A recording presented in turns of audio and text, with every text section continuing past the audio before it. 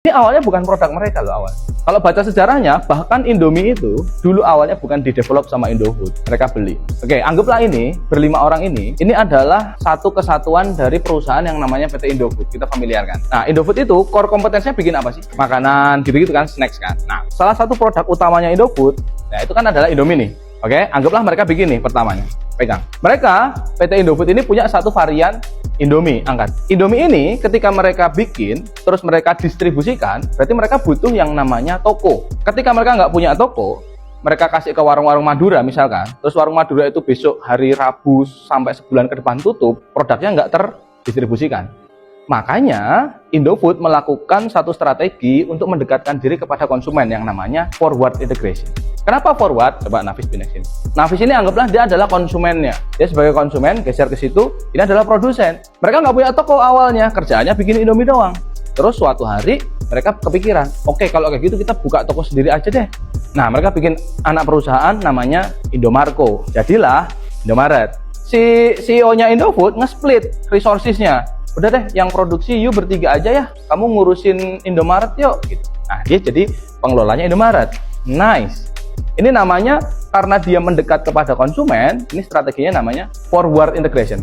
Maju supply chain-nya. Awalnya bikin Indomie mentah, terus dia dekatin konsumen sehingga Nafis sebagai konsumen bisa langsung ngebeli. Caranya apa lagi kira-kira supaya Indofood ini bisa mendekatkan diri konsumen? Bikin aplikasi. Selain itu sesimpel dia bikin warung makan Popmi. Popmi kan produknya Indofood juga. Katakanlah dia bikin satu lagi nih, lini usaha namanya warung Popmi gerobakan gitu misalkan.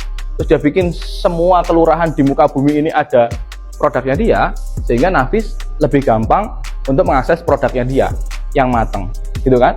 Nah, ini namanya forward integration, mendekatkan diri. Bisa juga si Indofood ini karena dia ini apa namanya? Karena mereka produksi mie, mereka punya ketergantungan sama supplier, ya kan? Bahan bakunya bikin mie adalah tepung. Kalau mereka pakai tepungnya orang lain, dan tepungnya orang lain itu produsennya itu tutup, mereka nggak bisa produksi mie. Kalau mereka nggak bisa produksi mie, toko Indomaretnya mau jualan apa? Makanya mereka melakukan satu hal yang namanya bikin anak perusahaan yang jualan tepung. Jadilah pembagian resources. Coba dua geser ke sini yuk. Kalian udah nggak lagi bikin, nggak, kamu di sini tetap. Kamu tetap pegang Indomie terus. Nah, kalian berdua pegang perusahaan yang memproduksi tepung. Namanya adalah backward integration. Kenapa backward? Karena aktivitas ini justru menjauhkan diri dari kebutuhan konsumen.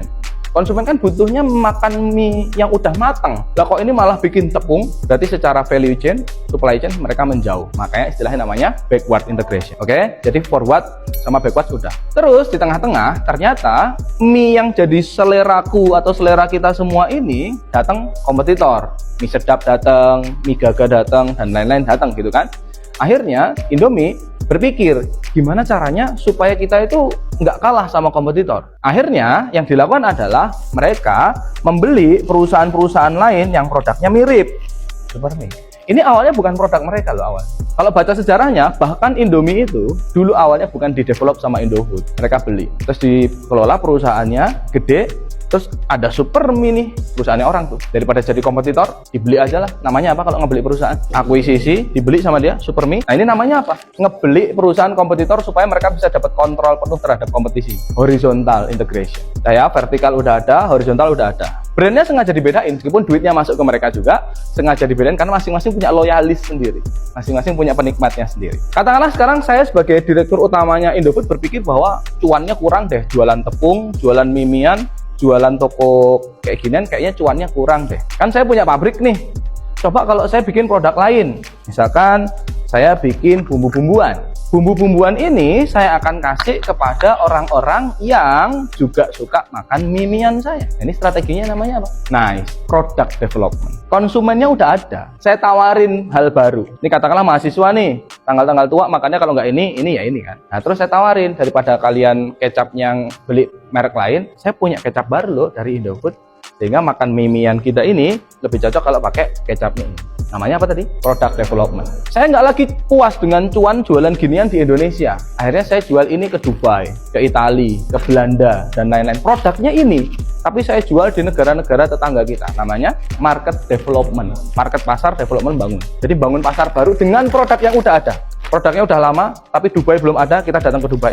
Malaysia belum ada, kita datang ke Malaysia. Namanya market development, yang belum ada jadi ada. Nah, kalau market penetration itu lebih ke kita pengen penikmat mie yang lain, kayak mie sedap, mie gaga, dan lain-lain, kita pengen pengaruhi supaya mereka nggak lagi makan mie yang kayak gitulah. Mereka makannya mie 3 ini atau minimal mentok sama pop mie. Pop mie kan produknya Indofood juga. Nah, mereka bikin iklan, mereka bikin jingle, mereka bikin campaign, mereka bikin distribusi yang mudah dijangkau, itu tergolong dalam market penetration. Intinya mereka pengen ngerebut marketnya kompetitor biar jadi konsumennya dia. Related diversification berarti diversifikasi itu bisnisnya, bukan produknya. Berarti Indofood ya bikin bisnis yang relate sama dia. Misal Indofood bikin perusahaan perkebunan sendiri supaya supply-supply-annya dia itu bisa ke situ. Misalkan bikin kecap kan butuh kedelai.